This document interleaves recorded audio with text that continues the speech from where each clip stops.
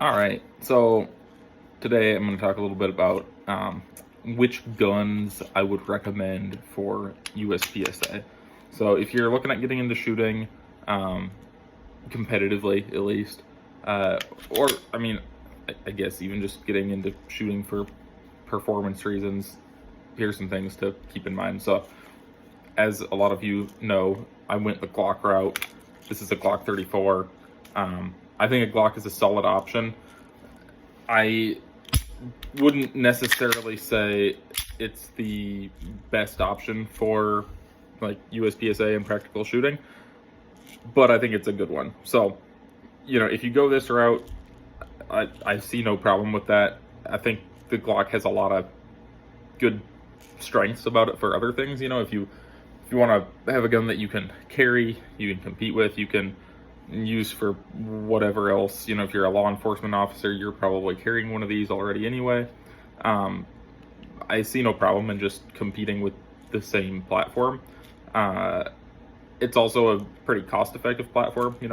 New Glock is 600-ish bucks, not crazy money, so that's nice.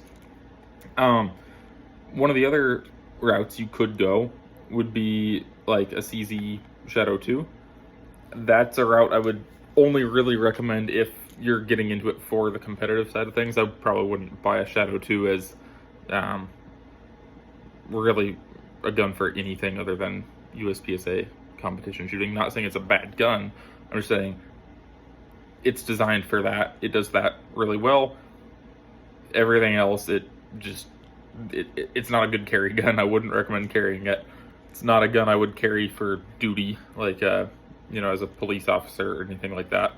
Um, yeah. So, I mean, I guess if you wanted one just as a range toy, it could be fun for that too. But even for that, like I think there's other guns that probably fill that role better. So, but I think it's probably the most solid option if you're looking at getting into USPSA. You can shoot at iron sights in production division and be pretty much maxing out production division. You throw an optic on it, you're basically maxing out carry optics division. Um, you can throw a magwell on it and shoot it in limited optics if you wanted to, and you wouldn't be at much of a disadvantage compared to anybody shooting like a 2011 or a tac sport or something. So I think that makes a lot of sense. But something to consider, and this is kind of what I wanted to hit on with this video, is if you're going to get serious about competitive shooting, or really if you're going to get serious about shooting in general, even just like training, you're probably going to want more than one gun. And being able to have multiple guns that are set up very similarly is a really good idea. So in my opinion, that's kind of where something like a Glock or an M&P might make a little bit more sense for some people. If money matters to you, I guess. Like, you can buy, pay 600 bucks for a Glock, 400 bucks for a optic, and then you're looking at like $1,000 for a gun. Then you go and you do that twice, you're at 2,000 bucks for two guns. You're sitting in a pretty good spot there in terms of money. Whereas if you were to do, I think an optics ready Shadow 2 is about 1,400 bucks. And then a dot on top of that, 400 bucks or so. So now you're looking at 1,800, and you do that times two. Mags are gonna be, if you want competition mags with like followers and base plates and whatever, they're just kind of going to be expensive no matter which way you slice it. So I wouldn't get too hung up on that. But buying just basic Glock mags are going to be a cheaper option as well. Yeah, just something to consider. I also would say there's a lot to be said for learning on a polymer gun, whether it's a Glock or a PDP or an M&P or whatever. They teach you some things about grip and returning the gun well that a steel frame gun is going to be a little bit harder to learn on. So if you get good with one of these, you're going to be able to shoot a steel frame gun very well.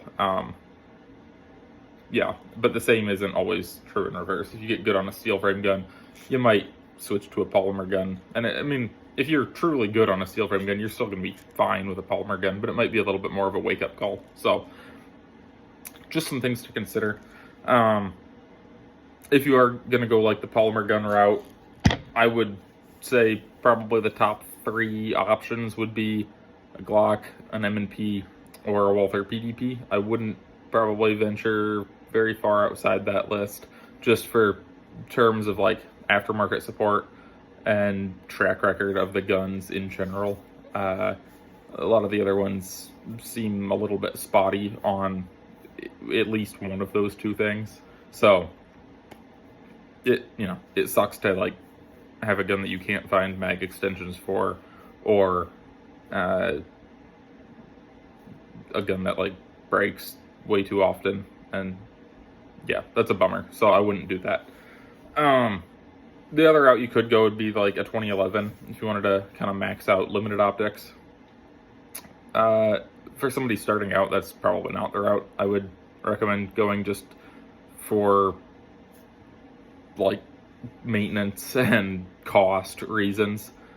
Not to say that they're, a Shadow 2, you're going to have a little bit of maintenance and a little bit of cost associated with it, but you're not really going to find a good 2011 for the price of a Shadow 2. So I don't know, pick your poison, I suppose, but I probably wouldn't go straight into 2011s unless you really have money and you're willing to burn it on this hobby. So I would recommend, and even if you do, like, everybody's got a limit, so I would say the more of that money you can put into ammo, the better you're gonna get faster. So yeah, that's kind of my advice on this whole thing.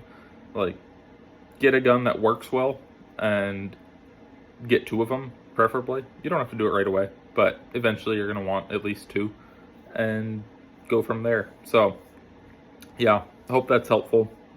Anybody who's got questions about what gear to get starting out, let me know, because it can definitely be a little bit daunting, especially when you start seeing price tags on things. So being able to kind of figure out what's worth saving money on and what's worth spending the big bucks on is good to know. So I would say getting good guns is worth it. You don't have to spend a ton of money.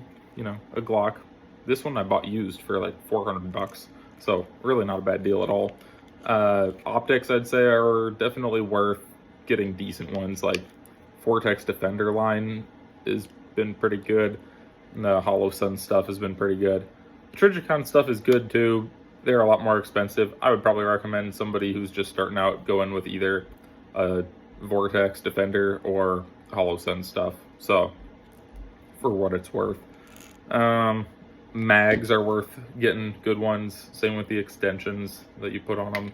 If you get cheap ones of these, that can definitely be a problem. But then, a lot of the other stuff, like, you don't need the fanciest, like, I don't know, holster to start out with. Like, getting just a decent Kydex holster will be fine. You don't probably need the craziest, like, I don't know, whatever else you can think of. There's areas you can save money on. Like, one of them for this gun, I've got a brass grip plug in here. I bought that for $15 on Amazon. The C&H one is like $75, and it does the same thing. It puts brass in the back of the Glock. So I don't know. Find ways that find places that you can save money and be fine with that. I wouldn't do it on the internal parts of your gun. That's probably not going to work out very well. And I wouldn't do it on the optic or the magazines. But beyond that, I don't know. Mess around a little. Find some things. You'll find things that work. You'll find things that don't. And have fun with it, because that's the end goal anyway. So anyway, later.